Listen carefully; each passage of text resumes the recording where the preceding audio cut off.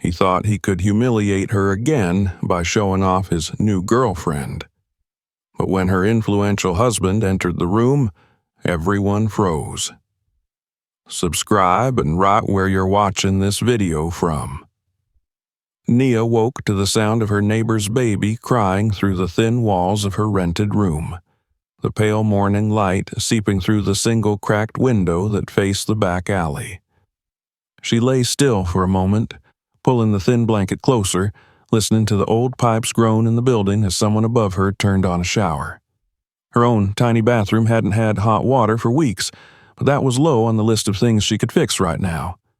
She glanced at the small table where a stack of envelopes sat unopened, the red stamps of overdue payments like silent accusations pressing into her chest. The air smelled faintly of the noodles she had cooked the night before, the last packet in her cupboard, the salty water boiling over as she had stared into it without seeing, her mind playing the same reel of memories she could never quite silence. She rolled over and reached for her phone, a cracked screen lighting up to reveal a string of notifications she ignored. Instead, she opened her gallery and scrolled back to a photo she couldn't delete. Nia and Andrew had a New Year's Eve party, him with his champagne glass raised, his perfect white smile frozen in the flash, his light brown hair styled to precision, his arm around her waist. She remembered how she had felt that night, wearing the red dress she had saved up for months to buy, believing that it meant something that he had brought her to a party filled with people from his world, people who had politely nodded at her, their eyes scanning her clothes, her hair, her skin, judging whether she was enough. And she had believed she was, at least for a moment, until she wasn't. The memory came sharp and clear as it always did. The moment when Andrew had pulled her aside, his breath heavy with the scent of expensive whiskey, his voice cold and detached as he told her, in front of the bathroom mirror with music thumping in the background, that she was holding him back, that she was too simple, too basic, that she would never fit in, that he needed someone who could stand beside him, not someone who would drag him down.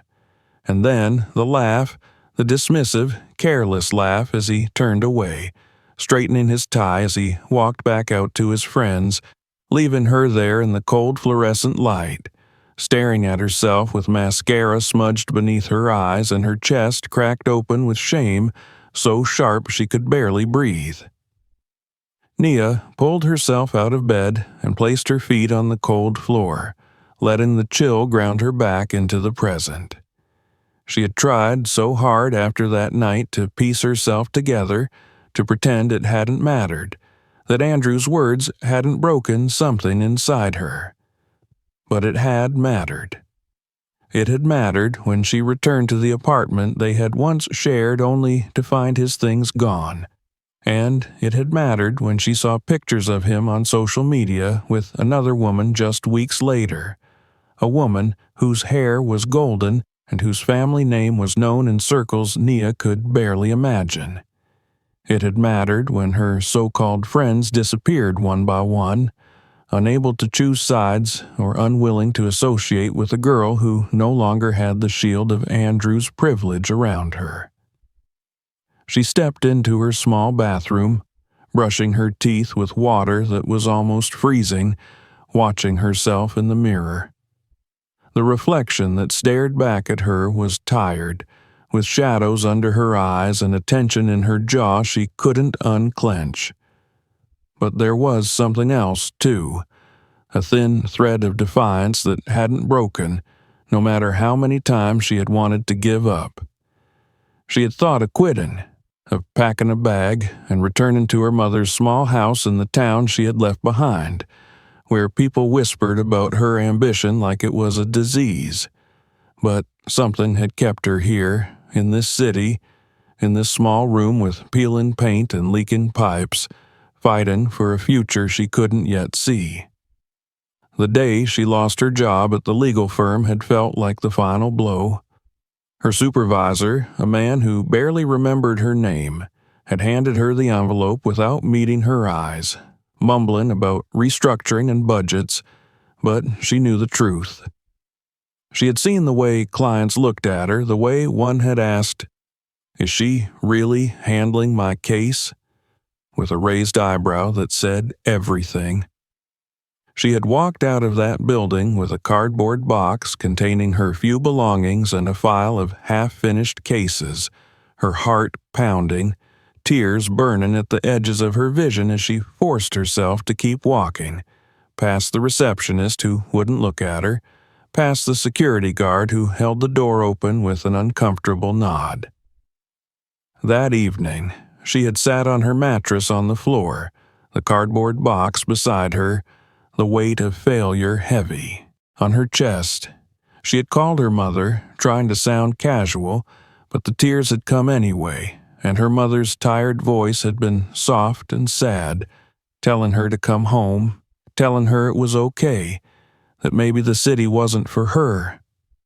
Nia had ended the call with promises she didn't intend to keep, dropping the phone beside her as she curled up, letting the sobs shake through her until there was nothing left but exhaustion. She tried to find another job, anything that would pay the rent, but each interview was the same. The polite smiles, the quick glances at her resume, the empty promises of "we'll be in touch." She ended up taking a job at a small cafe, serving coffee to people who didn't bother to look at her as they ordered, wiping tables while her feet ached and her back screamed from the long hours. Sometimes, customers would leave their trash on the table and look her directly in the eyes as they walked away, as if daring her to complain. She never did. She needed the money, even if it wasn't enough. The breaking point came on a Thursday morning when she found the eviction notice pinned to her door. She sat on the floor with it in her hands, reading it over and over, the words blurring together as the panic set in. She didn't have enough for next month's rent, and the cafe wages were barely enough to cover her food and transport. She felt like she was drowning, like every breath was a fight, like the world was closing in on her, crushing her under the weight of expectations she could never meet. But that day, as she walked home from the cafe, she saw an old woman on the corner trying to sell handmade jewelry on a small table, her hands shaking as she adjusted the necklaces. People walked by without looking, ignoring her completely. Something in Nia made her stop, made her kneel beside the woman and ask if she could help. She took a few pictures of the jewelry with her phone, showing the woman how to post them online, how to write captions that would catch people's attention. She created a simple page for her, helping her list the items with prices, showing her how to answer messages. A week later, as Nia passed by again, the woman's table was surrounded by people, and the old woman looked up at her with tears in her eyes, pressing a small necklace into her hand as thanks. Nia held that necklace all the way home, sitting on her bed and staring at it, realizing that for the first time in months, she had felt useful, like she was capable of something, like she wasn't just failing. That night, she pulled out an old notebook and started writing ideas, scribbling plans for helping other small vendors, listing what she knew about social media, branding, and photography. She stayed up until the sky turned pale, her eyes heavy, her hand cramping, but she didn't stop. She was terrified, but she was also alive in a way she hadn't been in a long time. In the days that followed, she started helping more vendors, refusing payment when they offered, telling them she was practicing, learning. She learned how to write posts that caught attention, how to take photos that made people stop scrolling, how to create small campaigns that helped them sell out their stock in a week. Each time a vendor thanked her, each time she saw the joy on their faces, something inside her stitched back together, slowly, carefully, painfully. It wasn't easy. There were days she doubted herself, days she heard Andrew's voice in her head, telling her she would never be enough, that she would never make it. She would wake in the middle of the night, heart pounding, the fear gripping her so hard she could barely breathe. She would remember the way people had looked at her, the way they had turned away, and she would feel that shame rise up, threatening to swallow her whole. But each morning, she forced herself to get up, to walk out the door and keep going. She found strength in the small victories, in the smiles of the people she helped, in the way she was learning, adapting, becoming something more than the girl who had been left behind. She learned to silence the voice in her head, to replace it with her own, stronger voice, telling herself that she was worth it, that she could build something, that she didn't need anyone's permission to become who she was meant to be. One evening, as she sat on the floor, her back against the wall, the small necklace from the old woman in her hand, she looked into the cracked mirror across the room.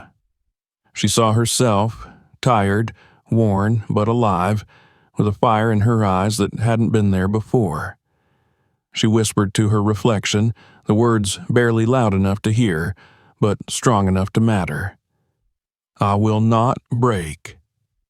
And for the first time in a long time, she believed it. The morning that followed felt different, though Nia couldn't have said exactly why.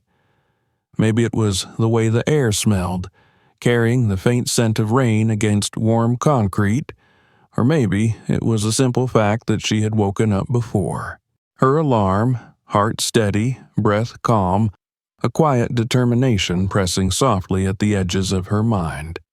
She made tea in her tiny kitchen, stirring it with the handle of a spoon she had repaired with tape, and sat by the window, notebook in hand, reviewing the scribbled plans she had written in a burst of midnight hope only days earlier. There were words underlined, arrows pointing to ideas, circled reminders of posts she wanted to try, names of street vendors she had promised to help, and at the bottom of the page, under a shaky line, the words she had written to herself, "You can do this." She carried that notebook with her as she walked the streets of the city that morning, the notebook pressing warm against her hip, like a heartbeat that reminded her she was moving forward, even if only by inches.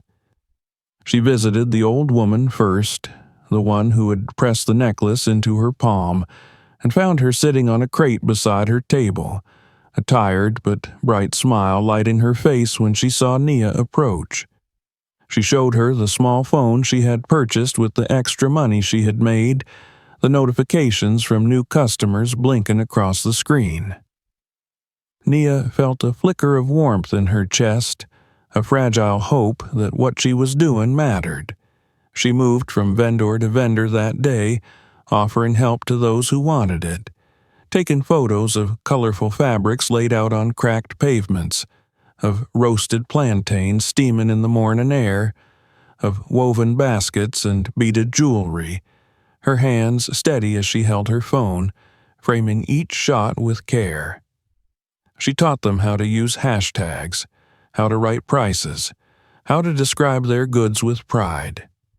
Each smile, each grateful nod, each promise of "God bless you," stitched another piece of confidence into the fabric of her spirit. For the first time in a long time, Nia was moving with purpose, no longer drifting through each day, waiting for something to change. But fear was still there, lurking in the moments between, in the quiet that settled over her as she lay on her bed at night, staring up at the cracked ceiling, wondering how long this hope could last. There were bills that needed paying, an eviction date that crept closer, the constant gnaw of hunger when she skipped meals to stretch her wages. The fear whispered to her that this was temporary, that she would fail again, that she was pretending to be someone she was not. The fear wore many faces, and sometimes it sounded like Andrew's voice, reminding her of the night he left, of the way he looked at her with that cold detachment, telling her she would never be enough. She clung to the small victories to silence the fear. She took screenshots of the posts that got the most likes, writing notes in the margins of her notebook about what worked and what didn't. She tested different times to post, different angles for photos, different words to describe the colors of fabrics and the taste of food, learning how to shape stories that would draw people in. She learned, and learning became her rebellion against every whispered doubt. It was, on one of these days, as she was crouched down taking a photo of a woman's handmade leather sandals displayed on a wooden plank, that she felt a shadow fall across her. She looked up, squinting against the sun, and saw a man watching her, his hands in the pockets of tailored trousers, his dark brown skin catching the light as he tilted his head slightly, studying her with an expression that was unreadable. His presence was calm, but it was the kind of calm that came from power, the quiet authority of someone who was used to being listened to without ever having to raise his voice. "Those are good shots," he said, nodding toward her phone.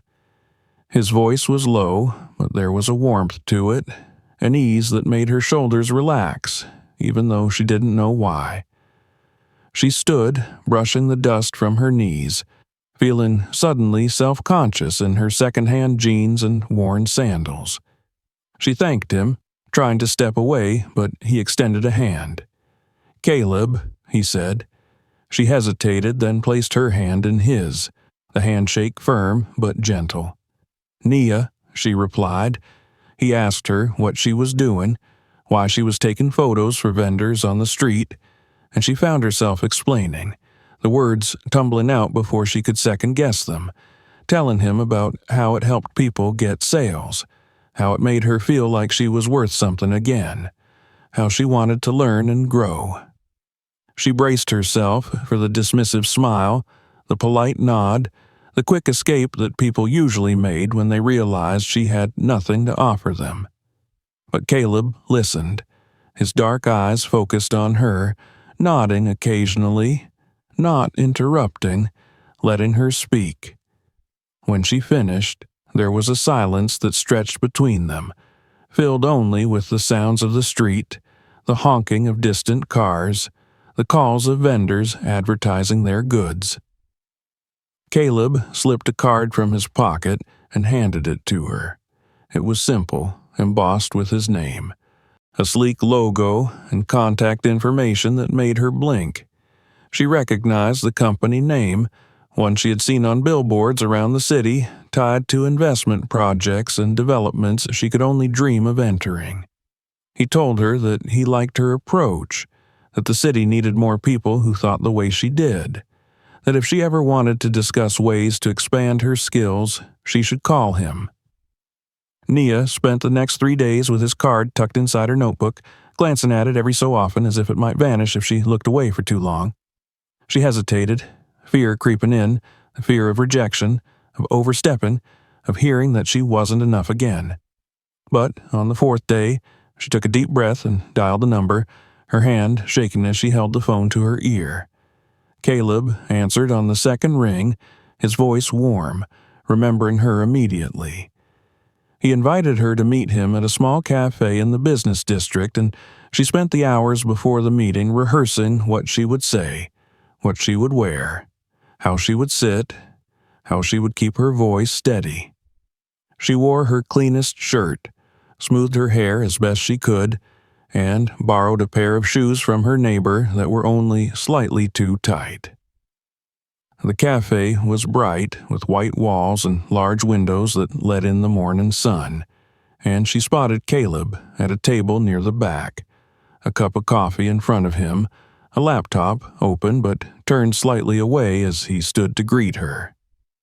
They talked, and Nia found herself opening up about her dreams of starting something real, something bigger than taking photos on the street, about wanting to help small businesses grow, about the ideas she had scribbled in her notebook in the dark, afraid they would never see the light.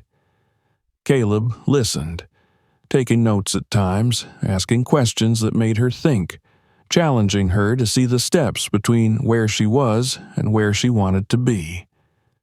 He didn't offer charity, and he didn't make promises.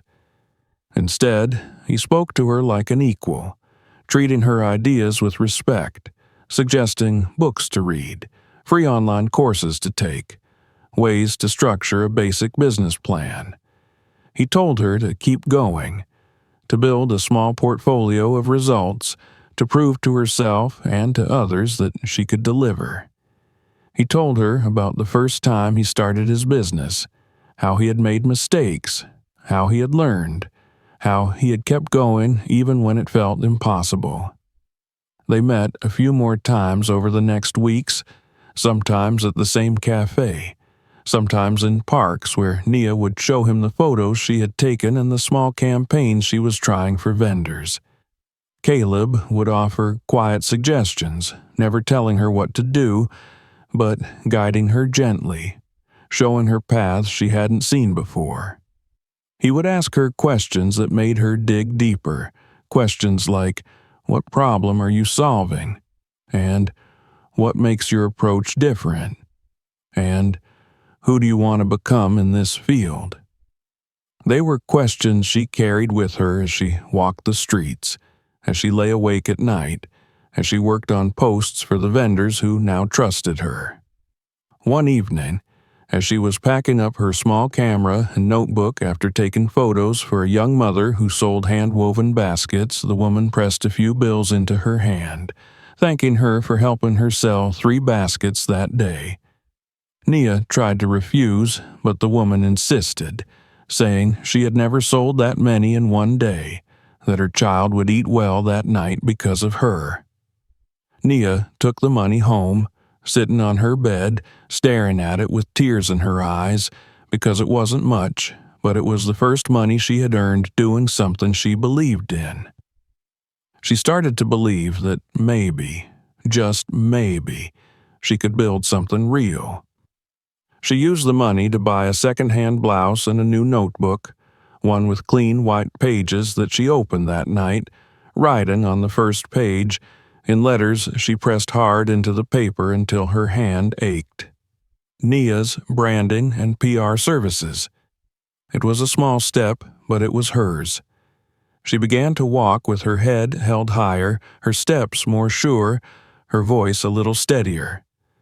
When fear came, as it always did, whispering doubts and reminding her of every failure, she would open her notebook and look at that first page, reminding herself that she was not the girl who had been left behind, that she was not the woman who had been told she was nothing, that she was not defined by the cold words of a man who had walked away. She was becoming something else.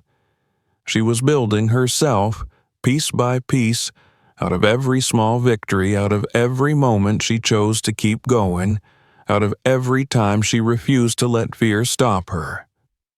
And though the future was still uncertain, though the road ahead was still long and filled with challenges she couldn't yet see, she was moving forward, step by step, with a quiet, unshakable determination that no one could take from her. When she lay down at night, her body exhausted from the day, she would close her eyes and imagine the future she was building, a future where she could walk into any room and know that she deserved to be there, where she could help others find their voices, where she could look in the mirror and see not just the reflection of a woman who had survived, but of a woman who was thriving, who was living, who was free. And in those moments, in the quiet dark, with the city lights blinking outside her window, Nia would smile because she knew that she was no longer just surviving. She was becoming. Nia woke before dawn, the sky still a deep blue outside her small window, the city only just beginning to hum to life beneath her. She lay there for a moment, letting the silence wrap around her before she swung her legs over the edge of the bed and stood.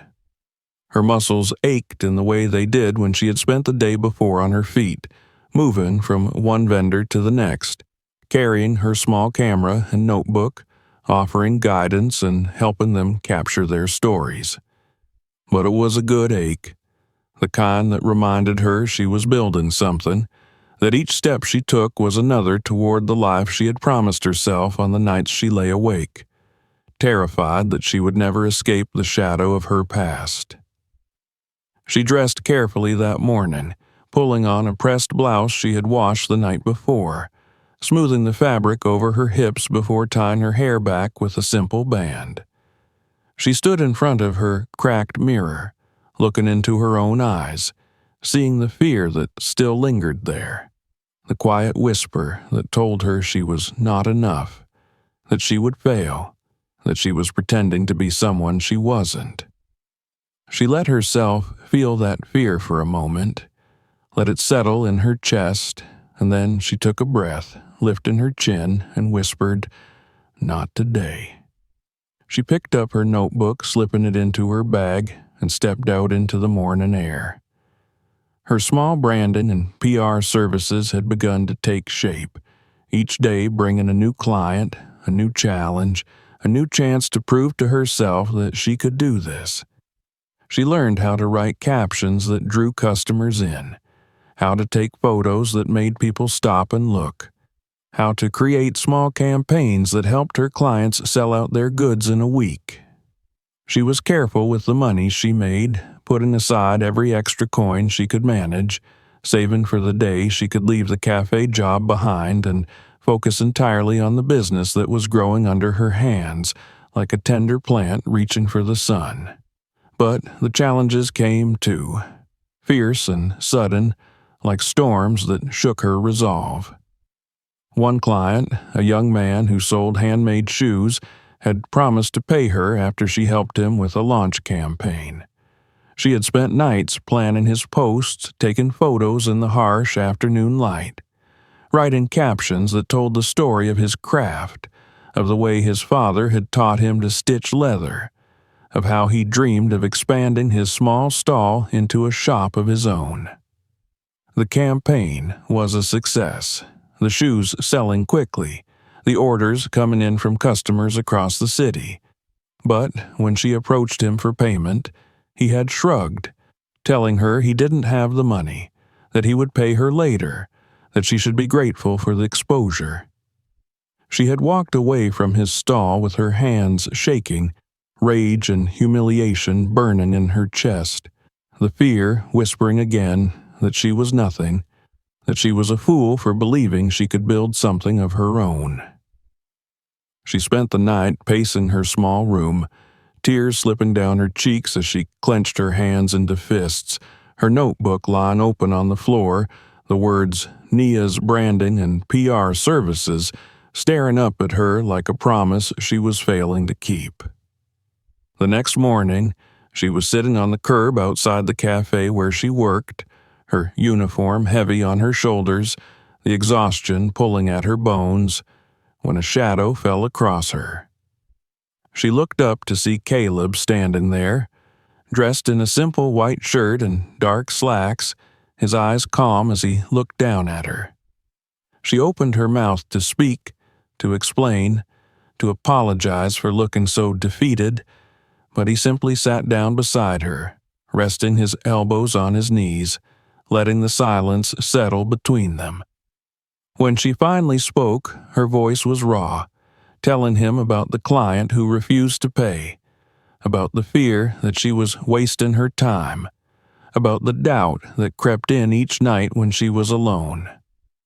Caleb listened, his gaze steady, nodding occasionally, never interrupting. When she finished, he leaned back, looking up at the sky, and told her that every business faced challenges, that the failures were lessons, that what mattered was how she responded, how she chose to keep going. He told her about the first time he lost a client, how it nearly ruined him, how he had stayed up for nights trying to figure out what to do, how he had learned that sometimes a lesson was not just in the business, but in learning to value your own worth enough to walk away. They sat there until her shift was about to begin, and as he stood, he looked down at her and said, "Don't let this break you. You're building something. Keep building." Then he left, his calm presence lingering like a promise in the morning air. Nia carried those words with her as she returned to work, the cafe bustling with customers who barely looked at her as she took their orders, the coffee burning her hands as she carried the cups to tables, the smell of pastries making her stomach twist with hunger she could not afford to satisfy. She worked her shift, the hours crawling by, her mind repeating Caleb's words, turning them over and over like a stone in her pocket, something solid to hold on to. When her shift ended, she went straight to her small office, a room she rented in an old building that smelled of dust and the faint scent of cooking oil from the restaurant below. It was nothing more than a table, a chair, and a small shelf where she kept her notebooks and a few worn books on branding and marketing. But it was hers. She sat down, pulling out her notebook, flipping to the page where she had written her goals, and added a new line. "I will not work for free again. My work has value." In the weeks that followed, she learned to set boundaries, to write simple agreements even for small jobs, to ask for deposits before she began work. It was uncomfortable at first, the fear of losing clients making her hesitate, but each time she stood firm, she felt a small piece of herself strengthen, the fear loosening its grip, replaced by a quiet confidence that began to settle in her bones. Caleb continued to check in on her, sometimes stopping by her office with a cup of tea, sometimes calling her to ask how her projects were going. Their conversations shifted from business to moments of gentle laughter, stories of their childhoods, dreams for the future. He never pushed, never demanded, always treating her with a respect that felt like sunlight on cold skin. She found herself looking forward to those moments, to the way he would smile when she shared a small victory, to the way he would remind her that her ideas were worth pursuing. One day, after helping a vendor sell out an entire stock of handmade bags through a campaign she had designed, the vendor pressed a small envelope into Nia's hands. Inside was her payment and a small note that read, "Thank you for believing in me." Nia sat in her office that night, the envelope in her hands, tears slipping down her cheeks, not from sadness, but from the quiet, overwhelming gratitude that she was building something real, that her work mattered, that she was making a difference. Caleb invited her to join him at a small networking event for young entrepreneurs in the city, a gathering in a modest hall filled with people who, like her, were building dreams from nothing. Nia dressed carefully that evening, wearing a simple dress that hugged her gently, her hair pulled back, her notebook in her bag. She felt the fear rise in her chest as she approached the building, the fear that she would not belong, that people would see her as an imposter, that she would fail.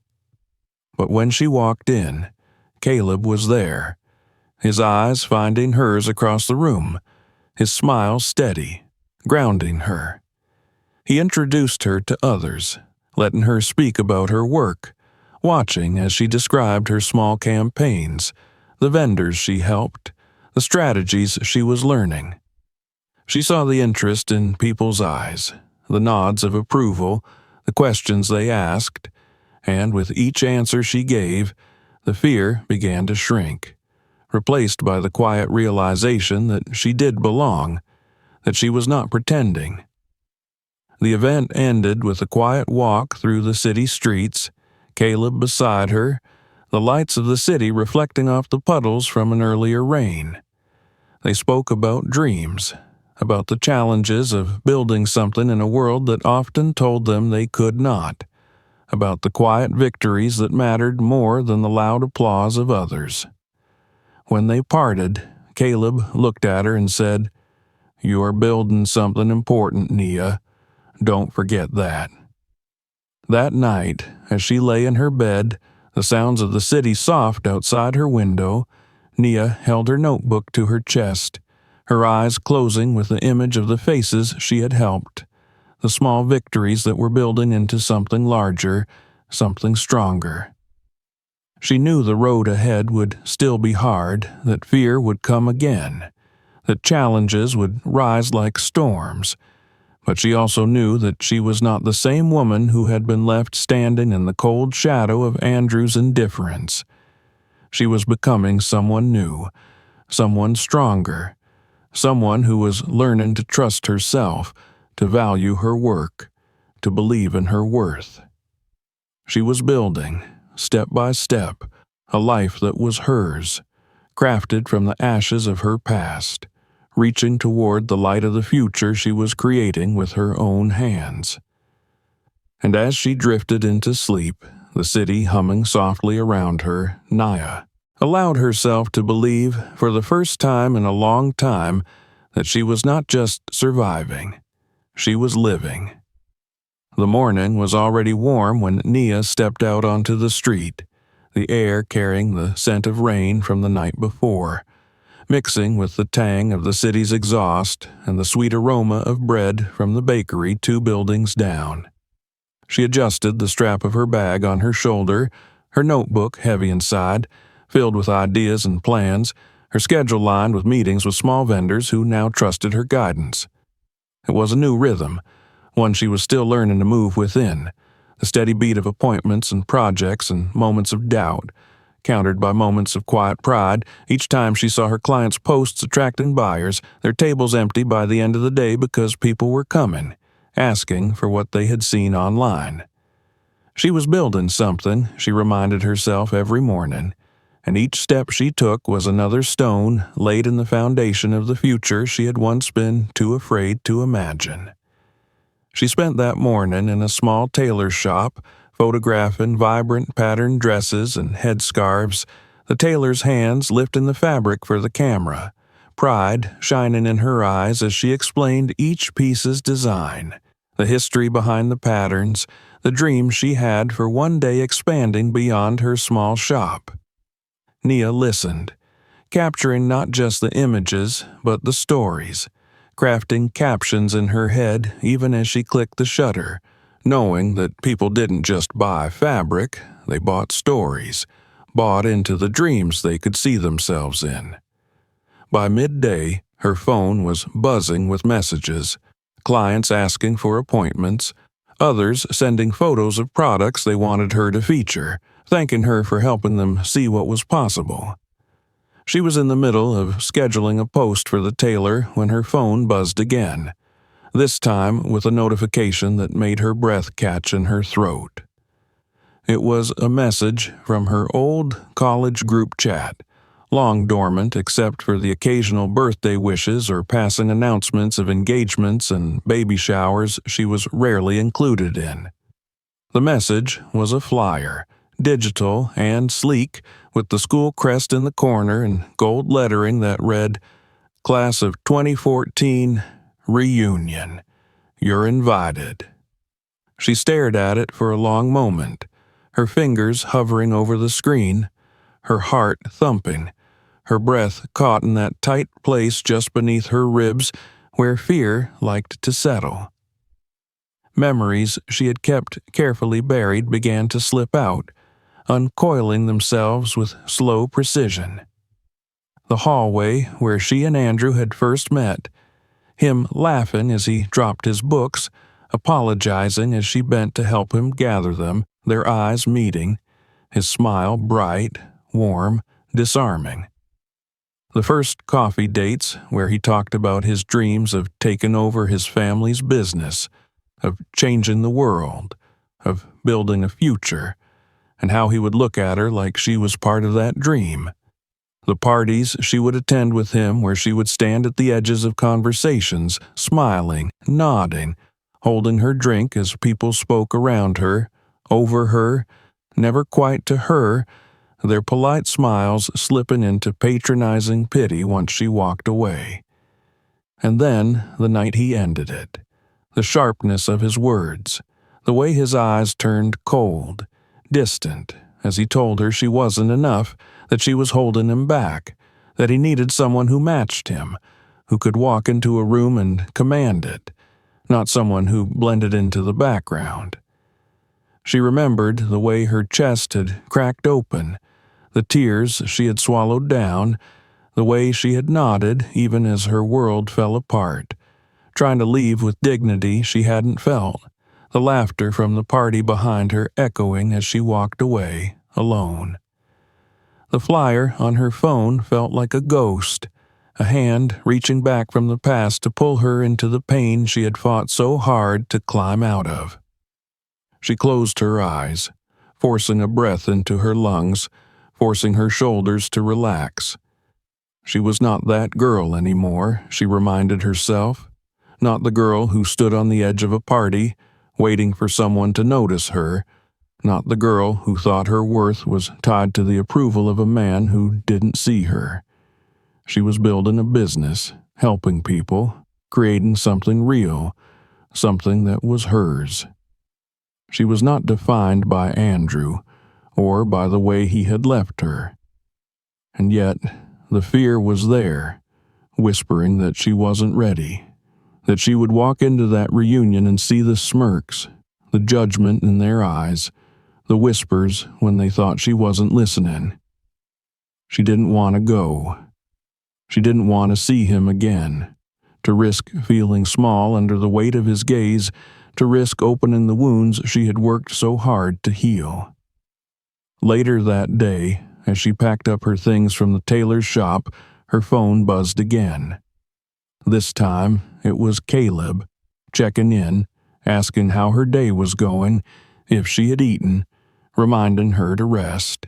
She hesitated before responding, her thumb hovering over the keyboard before she finally typed, "Got an invite to my college reunion. Andrew will be there." She pressed send before she could change her mind, slipping the phone into her bag as she made her way to her next meeting. It wasn't until she returned to her office later that evening, the small space quiet around her, the light from the street filtering through the window, that she checked her phone again. Caleb's reply was simple, but the words carried weight. "You don't have to go, but if you do, remember you're not that girl anymore." She read it over and over, the words sinking into her, reminding her of the truth she was still learning to believe. She set her phone down, pulling out her notebook, flipping through the pages of plans and ideas, of goals she had written, of the small victories she had documented to remind herself on the hard days that she was moving forward. Her eyes landed on the page where she had written, "I will not let fear decide for me." She closed her eyes, resting her hand over those words, letting the promise settle into her bones. She didn't decide that night. Instead, she let herself sit with the fear, acknowledging it, letting it be there without letting it drown her.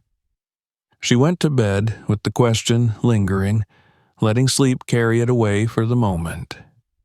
In the days that followed, the reunion slipped into her thoughts at unexpected moments.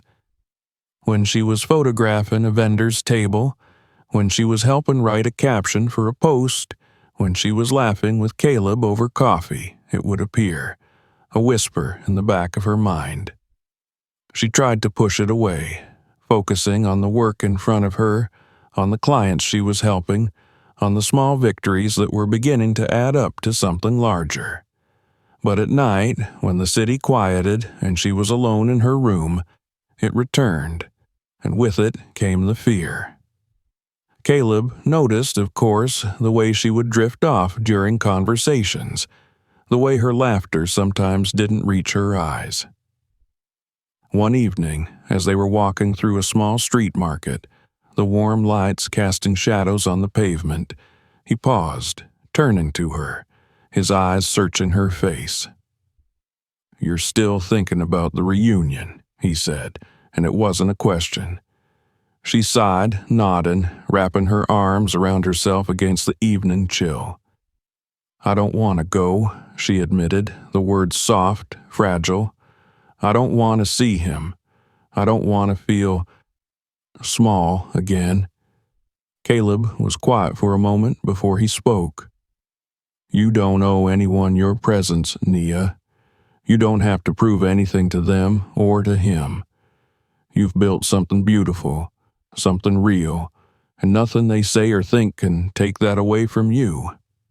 She nodded, the truth of his words settling in her, but the fear was still there, a knot she couldn't quite untangle.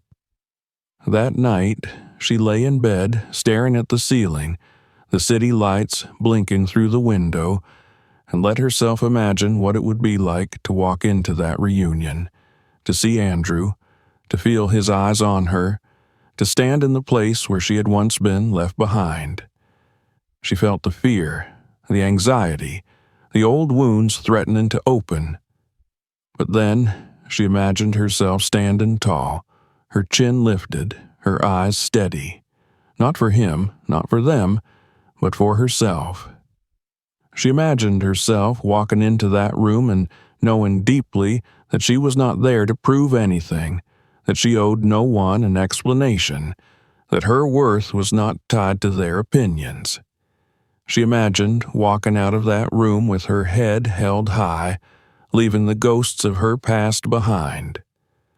The next morning, she opened the message on her phone, clicking the RSVP link with hands that were only slightly shaking, typing her name into the form. She paused, hovering over the Submit button, taking a deep breath before pressing it, the confirmation screen popping up simple and quiet, but it felt like the loudest declaration she had ever made. She set her phone down, closing her eyes, letting the fear wash over her, letting it settle, letting it go. She was going to the reunion. Not for Andrew, not for them, for herself. And she was ready. The days that followed felt like a long inhale that Nia could not release, her mind carrying the weight of the upcoming reunion even as she moved through the rhythm of her daily life. Each morning, she woke before the dawn, stepping into the hush of the city that still slept, preparing posts for her clients, planning campaigns, helping vendors prepare for market days with their new photos and carefully crafted stories. She smiled when she saw the small victories, the comments from customers, the photos of sold-out tables, the messages from women thanking her for giving them hope that their dreams were possible. But beneath it all, under each smile and moment of pride, was the soft drum of anxiety, a reminder of the moment she would walk back into a room that once saw her crumble.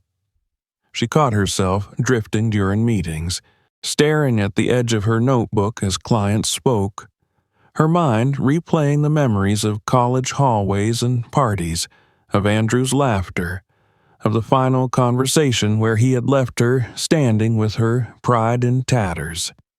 She felt it when she lay in bed at night, the memories slipping through the cracks of her resolve, whispering to her that she was not ready, that she was not enough, that they would see right through the image she was trying to build. The fear of being seen, truly seen, in the place where she had once been so small, pressed against her, threatening to unravel the confidence she had fought so hard to piece together. One morning, as she was packing her camera bag for a shoot with a client, her phone buzzed with a message from Caleb. "Coffee later," it read, simple and grounding, the kind of message that reminded her she was not alone in this journey. She paused, letting herself smile before typing back, "Yes, after the shoot." She slipped the phone into her pocket and stepped out into the morning light. The shoot was for a young woman who sold handmade skincare products, her tiny shop filled with the scents of lavender and shea butter, her shelves lined with carefully labeled jars and bottles. Nia moved around the shop, taking photos of the products, capturing the way the light hit the glass, the woman's hands as she prepared a new batch, the pride in her eyes as she spoke about her plans for the future. It was the kind of work that reminded Nia why she was doing this, why she had chosen to build something from nothing, to lift others as she lifted herself. After the shoot, she met Caleb at a quiet cafe, the kind tucked away on a side street with soft music playing and the warm scent of freshly brewed coffee in the air. He was already there when she arrived, a cup of tea waiting for her, his smile steady as she approached. They spoke about her clients, about the small victories, the campaigns that were working, the ones that needed adjusting. He listened as she shared her doubts, her fears, the anxiety that had wrapped itself around her since she had RSVP'd to the reunion. "You're allowed to feel scared," he said, his voice calm, grounding. "But remember, fear doesn't get to decide what you do. You do." She nodded, wrapping her hands around the warmth of her cup, letting the words sink in. "I know," she said softly. I don't want to feel small again." Caleb reached across the table, his hand resting over hers for a brief moment, the contact steady, reassuring. "You're not that girl anymore, Naya. You're not going back to prove something to them. You're going back to prove something to yourself." They spoke of other things after that, letting the conversation drift to lighter topics, to small jokes that made her laugh, to dreams for the future, to the quiet moments of hope that filled the spaces between the fear.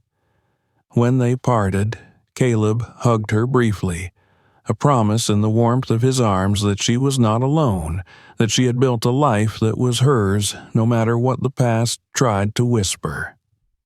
That evening, Naya returned to her small office, the light from the street casting long shadows on the floor as she sat at her desk, pulling out her notebook. She flipped to the page where she had written her goals, her eyes scanning the words she had pressed into the paper on the nights she had needed to remind herself why she was fighting, why she was building. She added a new line to the bottom of the page. "Walk into that room as the woman I am now." The next day, she visited a local designer whose work she had admired for years, a woman who created dresses that draped around the body like water, that spoke of quiet power and elegance without needing to shout. Nia entered the small boutique, the walls lined with fabrics in deep jewel tones, the air filled with the soft rustle of silk and cotton, her heart thumping in her chest as she explained what she needed. The designer, a woman with kind eyes and quick hands, listened carefully, nodding as Nia spoke about the reunion, about the fear, about the promise she had made to herself. The designer measured her carefully, discussing styles and fabrics, her words steady and confident, reminding Nia that this was not just about a dress, but about the way she chose to walk into the room, about the way she chose to carry herself. When the fit-in day came, Nia stood in front of the mirror, the navy blue dress hugging her frame perfectly, the fabric smooth and soft, the neckline elegant without being loud, the lines of the dress making her feel tall, powerful, grounded. She turned slowly, taking in the reflection, the way her eyes seemed brighter, the way her shoulders sat back, the way she looked like the woman she had fought to become. She felt tears prick at the corners of her eyes, blinking them back as the designer adjusted the hem, nodding with satisfaction. "You look like a woman who knows who she is," the designer said, her voice soft but strong. Nia nodded, her reflection meeting her gaze with a quiet strength. "I feel like it," she replied. She left the boutique with the dress carefully folded in a garment bag, her steps lighter, the weight in her chest loosening with each breath. That evening, as she prepared a simple dinner in her small kitchen, she allowed herself to play music, letting the soft melodies fill the room, swaying slightly as she moved, the garment bag hanging near the door, a reminder of what was coming and of what she was choosing. Caleb called that night, his voice warm through the phone, asking how the fitting had gone, telling her he was proud of her. They spoke for a while, the conversation drifting into laughter, into quiet moments of silence that felt comforting rather than awkward, into small promises of a future neither of them had yet spoken fully about. When they ended the call, Nia sat in the quiet of her room, the city lights blinking outside her window, and allowed herself to feel proud of how far she had come. A few days before the reunion, Caleb surprised her by asking her to pack a bag, arriving at her door with a small envelope that contained flight information. She blinked at him, confusion and laughter mingling as she read the details. "You booked a flight?" she asked, laughter in her voice. "Not just a flight," Caleb replied, a playful smirk on his lips. "We're taking the jet." She stared at him, the garment bag still hanging by the door, the reality of what he was saying settling around her like a warm blanket. "Caleb, you didn't have to—" "I know," he interrupted gently, stepping closer, his eyes steady on hers. "But I wanted to. You're not just attending a reunion, Nia. You're returning as the woman you are now, and you're not going alone." She swallowed, her eyes blinking rapidly, the fear and the pride and the gratitude all swirling in her chest. She nodded, unable to find the words, but he seemed to understand, reaching out to squeeze her hand gently. The day of the flight arrived, and as they boarded the jet, Nia felt a calm she had not expected, the kind that came from knowing she had chosen this, that she was walking into this moment on her own terms, with her own power. She sat by the window, watching the city shrink beneath them as the plane lifted into the sky, the past and the fear and the doubts falling away with the shrinking streets and buildings, replaced by the quiet promise of what was ahead. When they landed, the hotel staff greeted them warmly, addressing her and Caleb with respect, guiding them to the penthouse suite that overlooked the city she had once felt so small within. Nia stood by the window, looking out at the lights that twinkled like stars, her reflection in the glass showing a woman who stood tall, who carried herself with dignity, who had built something real. She turned away from the window, meeting Caleb's gaze as he stood behind her, his eyes warm, steady, unflinching. He didn't say anything, didn't need to, because she knew what he was reminding her, what he was promising her with that simple look. She was ready. She was not walking into the reunion for them. She was walking in for herself. And she would walk in as the woman she had fought to become. The morning of the reunion dawned clear, the sky a soft stretch of pale blue over the city that had once swallowed Nia whole and left her gasping for air. She stood in the penthouse suite, barefoot on the cool floor, the navy blue dress hanging by the window where the sunlight made it glow softly, a quiet promise of the woman she had become. She could see her reflection in the glass, the skyline behind her, and for a moment she allowed herself to stand there, letting the weight of what this day meant settle into her bones. She pressed her hand to her chest, feeling the steady thump of her heart, letting it remind her that she was alive, that she was here, that she was not the woman who had once begged a man to love her, who had once measured her worth by the curve of his smile. Caleb watched her from the doorway, his presence grounding, steady, a reminder that she was not alone, that she had built a life where she was seen, valued, respected. He didn't say anything as she reached for the dress, slipping it over her skin, the fabric cool and smooth, settling around her like armor. She stepped into her heels, lifting her chin, her eyes meeting her own in the reflection with quiet determination. Caleb smiled then, the small warm smile that always made her feel safe, and nodded once as if to say, "You're ready." The ride to the hotel hosting the reunion was quiet, the city rushing past the tinted windows, a blur of colors and light. Nia felt the nerves in her stomach, the flutter of fear that tried to claw its way up her throat, but she closed her eyes, taking slow, deep breaths, reminding herself of every step she had taken to get here, of every moment she had chosen to rise when it would have been easier to stay down. Caleb's hand found hers, his thumb brushing over her knuckles, and she let the warmth of that simple gesture steady her. When they arrived, the hotel staff greeted them by name, ushering them through the grand lobby, the marble floors echoing softly under her heels. She could feel the eyes on them, the way people glanced up, pausing in their conversations, taking in the woman in the navy dress and the man beside her who moved with quiet authority. She kept her head high, her shoulders back, refusing to let the whispers sink into her skin, reminding herself that she was here on her terms. The doors to the ballroom opened, spilling soft jazz music and the hum of laughter and conversation into the hall. The room was filled with clusters of people, old classmates reconnecting, their voices bright with nostalgia, their eyes scanning for familiar faces. Nia felt the air shift as they entered, the conversations pausing, heads turning, eyes widening.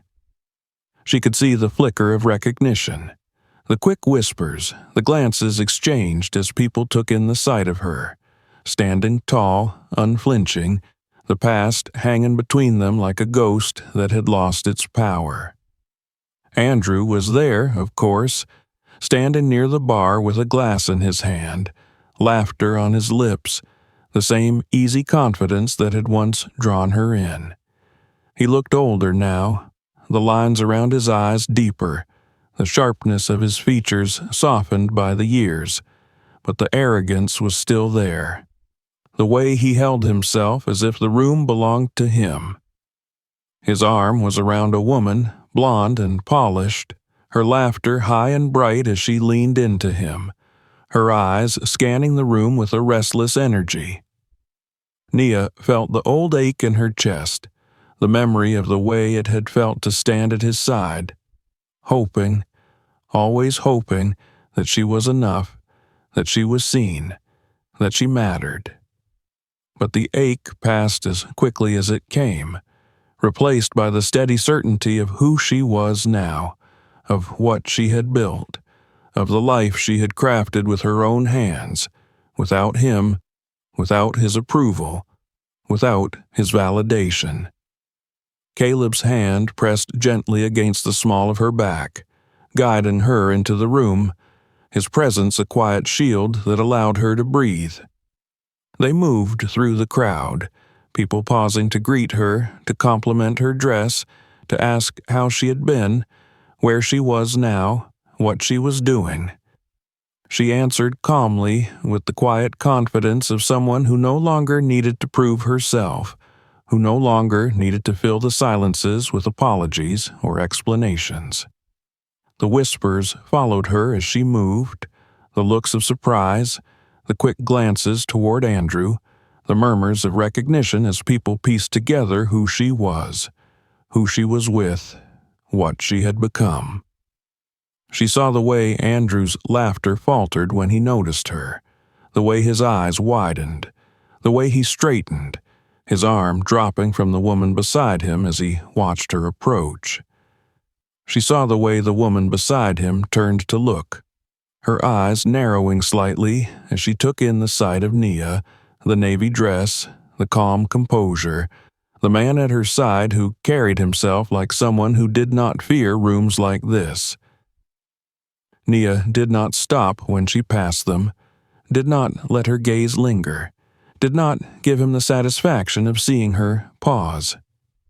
She moved with grace, with purpose, her eyes forward, her steps steady, her heart beating a quiet rhythm of freedom. She felt Caleb's hand slip into hers as they found a place near the windows, the city lights stretching out beyond the glass, the soft music weaving around them. People approached them. Classmates who had once looked past her now smiling warmly, complimenting her, asking about her work.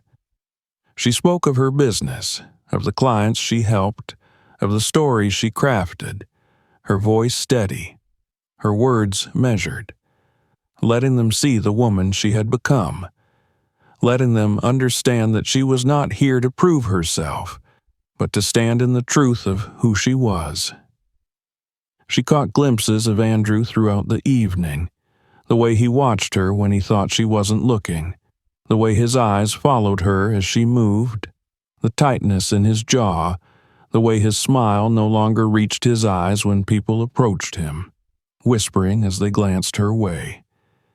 She saw the way the woman beside him, Rena, grew restless, her laughter forced, her eyes sharp as she followed his gaze, as she realized that the woman she had once replaced was no longer the same. At one point, as Nia was speaking with a small group of classmates, she felt a shift in the air, the quiet hush that came when someone approached with intent. She turned to see Andrew standing there, his glass in his hand, his smile carefully placed, the charm she once found irresistible now hollow, empty. "Nia," he said, her name slipping from his lips with a familiarity that made her stomach twist, not with longing, but with the memory of who she had been. She met his gaze calmly, her expression unreadable. Andrew. He looked as if he wanted to say more, his mouth opening and closing, the silence stretching between them filled with the weight of the past they both remembered. Rena appeared at his side, her smile tight, her eyes scanning Nia from head to toe before settling on Caleb, who stood quietly beside Nia, his presence steady, his gaze calm. "This is Caleb," Nia said, her voice even, introducing him with the simplicity of truth, no explanations needed. Caleb extended his hand, his grip firm, his smile polite but distant. "Caleb," he said, offering no titles, no elaboration, allowing the silence to fill the space where questions might have come. Andrew shook his hand, his eyes flickering between Caleb and Nia, the confusion and recognition mingling in the lines of his face. "Nice to meet you," he said, his voice tight, the charm cracking at the edges. Rena forced a small laugh, looping her arm through Andrew's, her eyes lingering on Nia with a mix of curiosity and discomfort. "It's been quite the evening," she said, her voice light but her grip on Andrew's arm tightening. Nia smiled then, a small, genuine smile that came from a place of peace she had never known with them, a smile that spoke of freedom, of release, of letting go. "It has," she agreed, her voice soft but firm. There was nothing more to say. She turned away then, feeling Caleb's hand at her back, guiding her back into the flow of the evening. The conversation resuming around them, the music weaving through the laughter and the clink of glasses. As the evening wore on, Nia found herself standing by the windows, looking out over the city, the lights glittering like a promise. She felt Caleb step beside her, his presence quiet, steady, his hand slipping into hers. She leaned into him slightly, letting the warmth of him ground her, letting the soft hum of the room behind her fade into the background. "You did it," he said softly, his voice just for her. She nodded, her eyes still on the city. "I did." And in that moment, standing there with the past behind her and the future stretched out before her, Nia felt the quiet, profound truth of her journey settle into her bones. She had returned. She had stood in the room that once saw her crumble, and she had walked out whole. The morning after the reunion was quiet, the kind of quiet that settles after a storm has passed, leaving the air clear and sharp with the scent of renewal. Nia sat by the window of the penthouse suite, her legs curled beneath her, a cup of tea cradled in her hands as she watched the city stretch into the distance, the early light glinting off rooftops and windows, painting the world in soft gold. She felt different, as if something heavy had been lifted from her shoulders, something she had carried for so long that she hadn't even realized how deeply it had shaped her posture, her breath, the beat of her heart. Caleb moved quietly around the suite, gathering their things, his presence calm, grounding, the steady rhythm of him a comfort she had come to rely on without fear. He glanced over at her, offering that small, private smile that always made her feel seen. And she returned it, a soft exhale escaping her lips as she set the cup down, letting the warmth of the tea seep into her skin, letting herself simply be. The reunion had been what it needed to be, nothing more, nothing less. She had walked into that room, into the echoes of her past, into the eyes of people who had once overlooked her, into the gaze of the man who had left her behind. She had walked in not to prove herself, but to show herself that she was no longer that woman, that she no longer lived in the shadow of what they thought she could or could not be. She had seen the way Andrew's eyes had followed her, the confusion and the recognition, the regret he tried to hide behind forced smiles and empty laughter. She had felt nothing but a soft, detached pity, a quiet understanding that the power he had once held over her had evaporated, leaving only the memory of a girl who had once believed she needed him to define her worth. She did not need him anymore. She had never needed him, not truly. What she had needed was to see herself, to build herself, to choose herself over and over again, until the woman who looked back at her in the mirror was someone she could stand beside without flinching. They checked out of the hotel quietly, the staff offering polite smiles and soft, "Have a good day, Ma," as they guided them to the car waiting outside. The driver opened the door for them, and Caleb held her hand as she stepped inside, the city sliding past the windows as they made their way back to the private terminal. The jet was waiting, sleek and quiet on the tarmac, and as they climbed the steps, Nia paused at the top, turning to look back at the city that had once swallowed her whole, that had once made her feel so small she could barely breathe. She did not feel small now, she felt whole. The engines roared to life, and the city fell away beneath them, the skyline shrinking, the streets and buildings blurring into a tapestry of colors and movement. She watched until it disappeared beneath the clouds, the soft cotton of the sky enveloping them, carrying them forward, carrying her forward into the life she had built, into the future she had claimed with her own hands. They landed quietly, the day moving around them as if nothing had changed, as if the world was the same, but inside her, everything had shifted. Caleb held her hand as they walked through the terminal, the warmth of his fingers a steady reminder that she was not alone, that she had chosen a partner who stood beside her, not in front of her, who lifted her without needing to overshadow her light. That evening, she sat in her office, the small space filled with the soft hum of the city outside, the lights casting patterns on the floor as she reviewed her notes for the upcoming week. Her phone buzzed with messages, clients requesting meetings, sending photos of new products, thanking her for helping them grow. Each message was a reminder of the work she had chosen, the work that gave her life meaning, that allowed her to lift others as she continued to rise. A notification popped up on her screen, a message from a women's network she had admired for years, inviting her to speak at their upcoming conference, asking her to share her story, to share the journey of how she had built her business, how she had found her voice.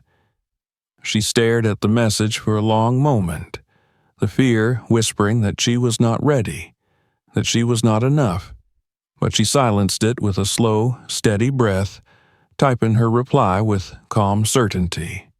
Yes, I would be honored. The days leading up to the conference were filled with preparation, with moments of doubt balanced by moments of quiet confidence, with Caleb's steady encouragement reminding her that she had earned this, that her voice mattered, that her story mattered. She practiced her speech late at night, standing in front of the mirror, letting the words settle into her body, letting them become a part of her, letting herself believe every word she spoke.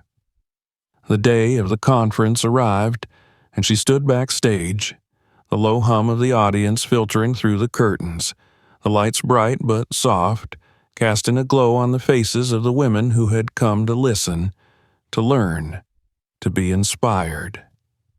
She held her notes in her hand, her fingers trembling slightly, but she took a breath, grounding herself, reminding herself that she was ready. Caleb stood near the front row, his eyes meeting hers, nodding once, the silent promise that he was there, that he was proud of her, that she did not have to be afraid. She stepped onto the stage, the lights warm on her skin, the faces of the audience turning toward her, waiting, open, expectant. She began to speak, her voice steady, her words measured, sharing her story not as a tale of loss, but as a testament to resilience, to the quiet, unyielding power of choosing oneself. She spoke of the nights she had spent crying in a small rented room, of the days she had spent working jobs that drained her spirit, of the fear that had wrapped itself around her, telling her she was nothing, telling her she would never be enough. She spoke of the decision to try anyway, to start small, to help one vendor, then another, to build something piece by piece, to learn, to fail, to rise again. She spoke of standing in the room where she had once been left behind, of looking into the eyes of the man who had once made her feel like she was nothing, and realizing that she no longer needed his validation, that she no longer needed to prove anything to anyone but herself. She spoke of the freedom that came with choosing her own worth, of the power that came with building her own path. The room was silent as she finished, the weight of her words settling over the audience, the quiet hum of hope and recognition filling the space between them. And then, slowly, the applause began. Soft at first, then building, filling the room with the sound of women honoring not just her story, but their own. The sound of voices rising together in a promise that they, too, could choose themselves. Caleb met her at the edge of the stage, his arms wrapping around her, pulling her into a hug that was warm and strong, his whisper in her ear soft but fierce. "You were incredible," he said, and she believed him.